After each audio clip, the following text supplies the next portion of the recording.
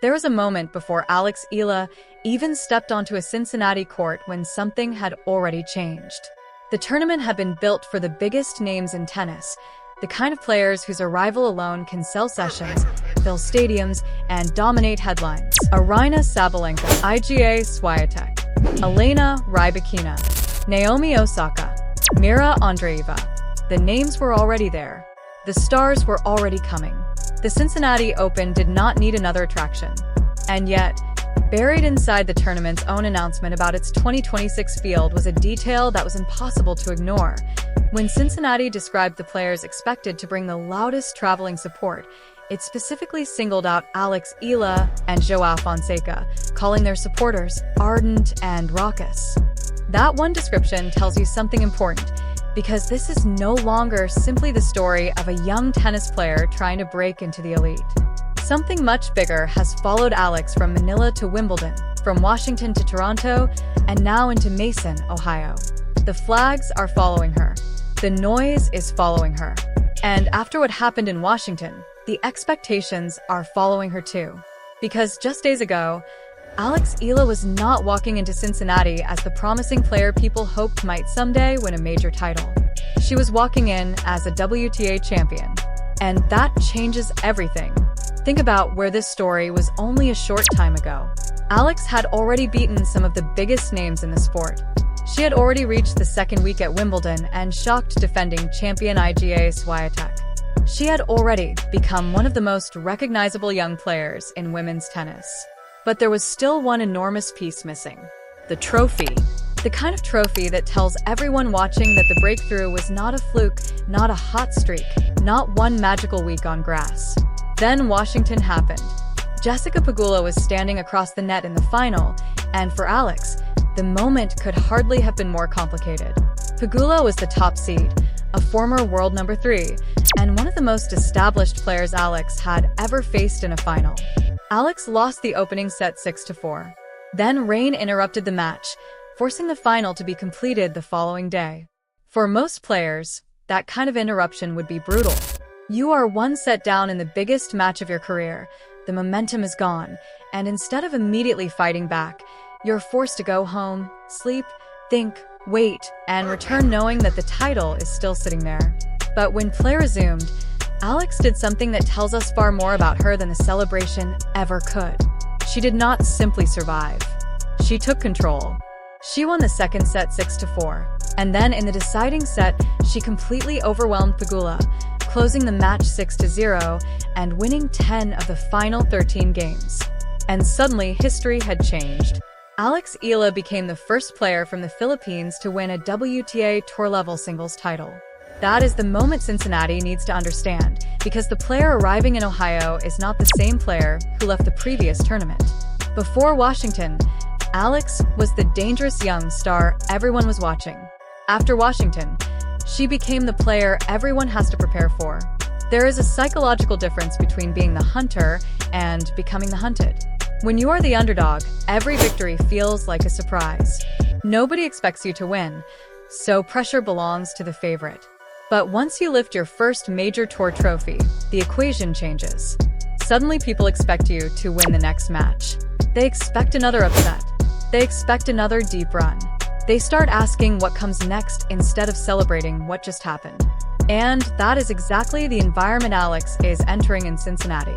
The tournament itself runs from August 8th through August 23rd at the Lindner Family Tennis Center, and the WTA described Cincinnati as one of the biggest events leading into the US Open, a WTA 1000 tournament where the strongest players are trying to build momentum before the final Grand Slam of the season. This is not a small stop where a player can quietly rebuild confidence. This is one of the biggest pressure chambers of the summer. And Alex is entering it with a completely different reputation. She is seeded number 17 and has already advanced into the second round, where she is set to face Romania's Elena-Gabriela Ruse. But the most fascinating part of Cincinnati is not actually her draw. It is the atmosphere surrounding her. Because wherever Alex has gone this season, something unusual has happened in the stands. Filipino supporters have turned tennis matches into something that feels closer to a national event. Flags appear. Chants grow louder. People travel. And Alex has repeatedly acknowledged the support as something that gives her additional energy. That is why Cincinnati's own wording matters. The tournament could have simply listed Alex among the young stars to watch. Instead, it highlighted the supporters who travel with her. And this is where the story becomes bigger than tennis. You can measure a player through rankings, titles, win-loss records, serve percentages, return points, and ranking points. But there is another measurement that does not appear in a box score. How many people care enough to rearrange their lives to watch you play? How many people know your name before they know your opponent? How many flags appear in a stadium because one athlete made them feel represented? Alex has started creating that kind of connection. And the timing could not be more dramatic, because the rise did not begin with Washington. Washington was simply the latest explosion. The foundation had already been built on grass. At Wimbledon, Alex became the first Filipino player in the Open era to reach the second week of a Grand Slam singles tournament. Then came one of the biggest wins of her career.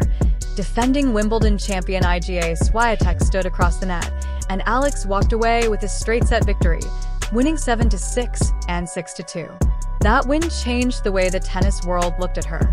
It was no longer reasonable to describe her simply as a prospect. Prospects are players who might belong someday. Alex had just beaten a defending Wimbledon champion on one of the most famous stages in the sport. And then she went even further. The grass court breakthrough, the Wimbledon run, and the confidence that followed pushed her ranking into territory that once seemed distant. Then Washington gave the story its missing chapter. The title, the proof, the trophy. Now Cincinnati arrives, and that is why the pressure is different. There is a temptation when watching a rise like this to assume that the next step must automatically be another breakthrough. That is not how tennis works. A player can win a title one week and lose early the next. The ball does not care about the headlines. The racket does not care about the flags. The opponent does not care how many people traveled to see you. And that is exactly why Alex's next match matters. Because now she has to prove that the Washington title did not simply represent the peak of one incredible run. She has to show that she can carry the level with her. She has to deal with opponents who have studied her more carefully. She has to manage expectations that did not exist 3 months ago. And she has to do all of it while the attention around her continues to grow. Look at the schedule. Cincinnati is already the second straight WTA 1000 stop after the Canadian Open, and the entire hardcourt swing is building toward New York and the US Open. That means every match now has another layer underneath it. A win can move Alex deeper into another elite event. A loss can immediately trigger questions about whether the Washington breakthrough can be sustained. And somewhere between those two possibilities is the real story.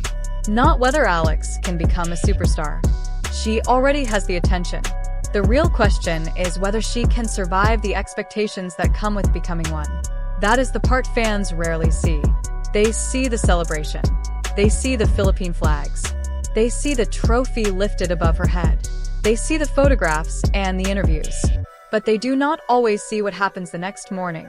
The training session after the biggest victory of your career. The moment you walk into practice and realize everyone is watching. The opponent studying your patterns. The coaches searching for weaknesses. The knowledge that yesterday you were the surprise and today you are the target. That is the invisible battle Alex has entered. And yet, there is something about her recent run that makes this moment especially interesting. She has already shown that pressure does not automatically make her smaller. At Wimbledon, the stage was enormous. Against Świątek, the stakes were enormous. In Washington, the final became even more difficult after rain interrupted the match with Alex still trailing. But every time the situation became more complicated, she found another level. That does not guarantee what happens in Cincinnati, but it does give us a pattern. And patterns are what make a young player dangerous. One great match can be an accident. One great tournament can be a breakthrough. But when the same player repeatedly responds to adversity by becoming more aggressive, more fearless, and more composed, eventually you have to stop calling it a surprise. You have to call it a characteristic. That is what Cincinnati is about to discover.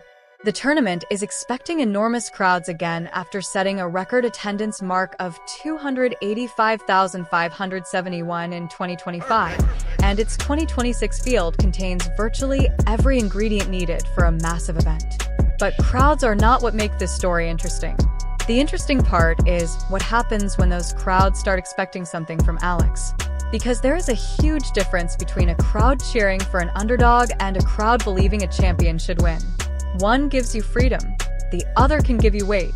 And Alex is now carrying both. She carries the expectations of Filipino fans who have watched her rise from a young prospect into a historic champion. She carries the curiosity of international tennis fans who want to know whether her Washington title is the beginning of something much bigger. And she carries the pressure of a number 17 seed entering one of the most competitive tournaments of the season. But maybe the most important thing is that she does not need to prove everything in Cincinnati. She does not need to win the entire tournament to validate Washington. She does not need to beat every superstar in the draw to prove she belongs. The real test is much simpler and much harder. Can she walk onto the court as the same fearless player she was before the trophy changed everything? Can she still swing freely when the crowd expects her to win? Can she stay aggressive when an opponent refuses to give her rhythm? Can she lose a set without losing the belief that made her dangerous in the first place? Those are the questions that cannot be answered by rankings. And that is why the next chapter is so compelling. Because Cincinnati is not introducing Alex Eala anymore. The world already knows who she is. Cincinnati is testing what she has become. A year ago, people could look at Alex and imagine a future. Now, they have to look at her and deal with the present. She is a WTA champion. She is a player who has beaten elite opponents. She is a Grand Slam second-week competitor.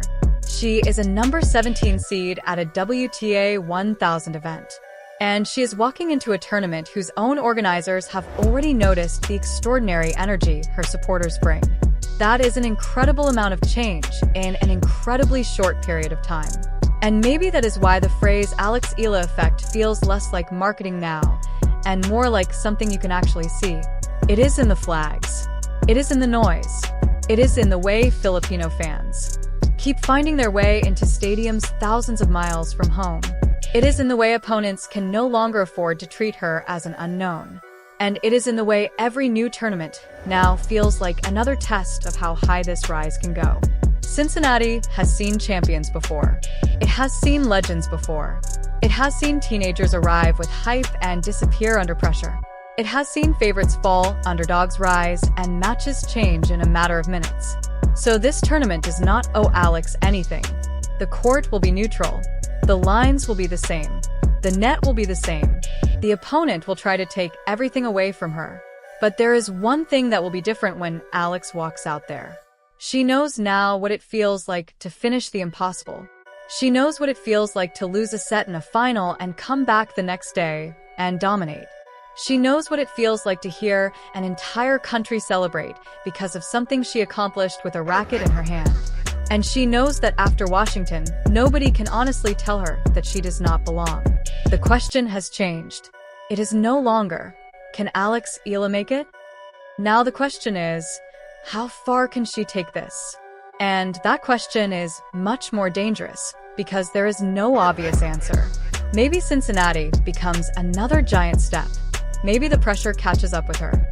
Maybe she wins another huge match and makes the tennis world even louder. Maybe she walks away earlier than expected and learns another lesson that becomes important later. Every possibility remains open. But one thing is already certain. Alex Eala is no longer walking into Cincinnati, hoping people notice her. People are already watching. The tournament has noticed. The fans have noticed. The top players have noticed. And after becoming the first Filipino player to win a WTA Tour-level singles title, the only mystery left is what happens when the player who once chased the biggest names suddenly becomes one of the names everyone else is chasing. So when the Philippine flags rise in Cincinnati, remember what they actually represent. They are not a guarantee of victory. They are not protection from pressure. They are not a shortcut around the next opponent. They are evidence of how far this story has already traveled. From a young Filipina trying to break through, to a Wimbledon giant killer, to a WTA champion, And now to one of the most talked about players entering the final stretch before the US Open. Cincinnati did not need another star, but it may have received something even more powerful, a player whose story is making people care before the first ball is even struck. And now, with Elena-Gabriela Ruse waiting in the second round, the noise finally has somewhere to go. The flags can rise, the crowd can roar, the cameras can turn toward her. But once the umpire calls the score, none of that matters anymore. There is only Alex, the racket, the ball, and the next point. And after everything she has already survived to get here, that next point might be the beginning of the most important chapter yet.